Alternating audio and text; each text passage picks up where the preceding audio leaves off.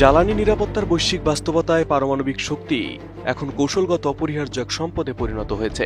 উন্নয়নশীল দেশগুলোর জন্য এটি শুধু বিদ্যুৎ উৎপাদনের বিকল্প নয়, বরং দীর্ঘমেয়াদে নির্ভরযোগ্য জ্বালানি নিশ্চয়তার একটি শক্ত ভিত্তি। বাংলাদেশও এই ধারায় যুক্ত হয়েছে রূপপুর নিউক্লিয়ার পাওয়ার প্ল্যান্টের মাধ্যমে। কিন্তু এই অগ্রযাত্রার একটি বড় সীমাবদ্ধতা ইউরেনিয়াম জ্বালানির জন্য বিদেশ নির্ভরতা, বিশেষ করে রাশিয়ার উপর। ফলে প্রশ্নটা এখন আরও জোরালো। দেশে ইউরেনিয়ামের উপস্থিতির ইঙ্গিত থাকলেও কেন তা উত্তোলনে যাচ্ছে না বাংলাদেশ? বাংলাদেশে ইউরেনিয়ামের সম্ভাবনা নিয়ে আলোচনা নতুন নয়। সিলেটের জৈন্তাপুর ও মৌলভীবাজারের জুরি অঞ্চলে কিছু শিলাস্তরের নমুনায় তুলনামূলক উচ্চমাত্রার ইউরেনিয়াম পাওয়া গেছে বলে বিভিন্ন গবেষণায় উল্লেখ রয়েছে। আবার কক্সবাজার ও কুতুবদিয়ার উপকূলীয় বালুতেও মোনোজাইট ও জিরকনের সঙ্গে ইউরেনিয়াম ও থোরিয়ামের উপস্থিতি ধরা পড়েছে। কিন্তু এখানেই মূল পার্থক্য।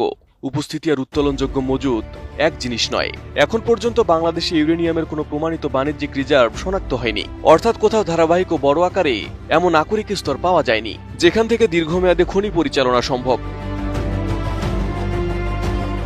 গবেষণা বলছে ইউরেনিয়ামের মান বা গ্রেডের দিক থেকেও বাংলাদেশ একটি মাঝামাঝি অবস্থানে রয়েছে। সিলেট অঞ্চলে প্রায় 500 ppm পর্যন্ত ইউরেনিয়াম পাওয়া গেছে, যা আন্তর্জাতিক মানদণ্ডে ব্যবহারযোগ্য হলেও বড় খনি গড়ার জন্য খুব শক্তিশালী নয়। অন্যদিকে উপকূলীয় বালুতে ইউরেনিয়ামের ঘনত্ব আরও কম, তা ছড়িয়ে ছিটিয়ে রয়েছে।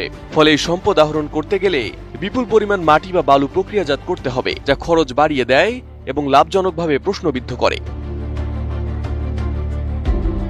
আবার বাংলাদেশের প্রেক্ষাপটে উত্তোলন প্রযুক্তিও এখানে বড় বাধা। ইউরেনিয়াম আহরণ সাধারণ খনিজ উত্তোলনের মতো নয়, এটি অত্যন্ত উন্নত প্রযুক্তি ও কঠোর নিরাপত্তা ব্যবস্থার উপর নির্ভরশীল। যদি ভূগর্ভস্থ বালু পাথরের স্তরে ইউরেনিয়াম থাকে তাহলে ইনসিচু লিচিং পদ্ধতি ব্যবহার করা যেতে পারে, কিন্তু এর জন্য প্রয়োজন নির্ভুল ভূতাত্ত্বিক ডেটা, উন্নত কেমিক্যাল ম্যানেজমেন্ট এবং দীর্ঘমেয়াদী মনিটরিং।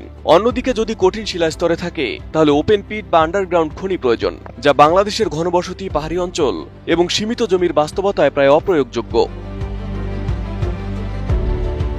এদিকে অর্থনৈতিক বাস্তবতাও একটি বড় প্রশ্ন।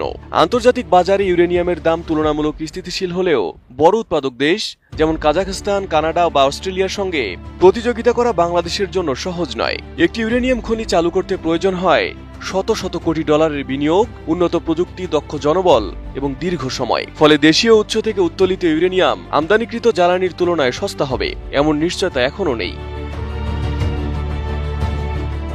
এর সঙ্গে যুক্ত হয়েছে নিরাপত্তা ও পরিবেশগত ঝুঁকি। ইউরেনিয়াম একটি তেজস্ক্রিয় পদার্থ হওয়ায় এর উত্তোলন, সংরক্ষণ এবং পরিবহন অত্যন্ত ঝুঁকিপূর্ণ। ভুল ব্যবস্থাপনায় রেডিয়েশন ছড়িয়ে পড়তে পারে, যা মানব স্বাস্থ্য পরিবেশের জন্য মারাত্মক ক্ষতিকর। আন্তর্জাতিকভাবে এই খাত পরিচালিত হয় ইন্টারন্যাশনাল অ্যাটমিক এনার্জি এজেন্সির কঠোর তত্ত্বাবধানে।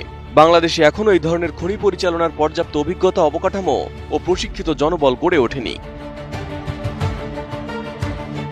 আরেকটি গুরুত্বপূর্ণ দিক হল বর্তমান রূপপুর নিউক্লিয়ার পাওয়ার প্ল্যান্টের জন্য জ্বালানি সরবরাহ একটি দীর্ঘমেয়াদী আন্তর্জাতিক চুক্তির মাধ্যমে নিশ্চিত করা হয়েছে। ফলে স্বল্প মেয়াদে দেশীয় ইউরেনিয়াম উত্তোলনের উপর নির্ভর করার তেমন কোনো চাপ নেই, বরং এই সময়টাকে ব্যবহার করা যেতে পারে গবেষণা, জরিপ ও প্রযুক্তিগত সক্ষমতা বাড়ানোর জন্য। সবকিছু মিলিয়ে উত্তরটা স্পষ্ট।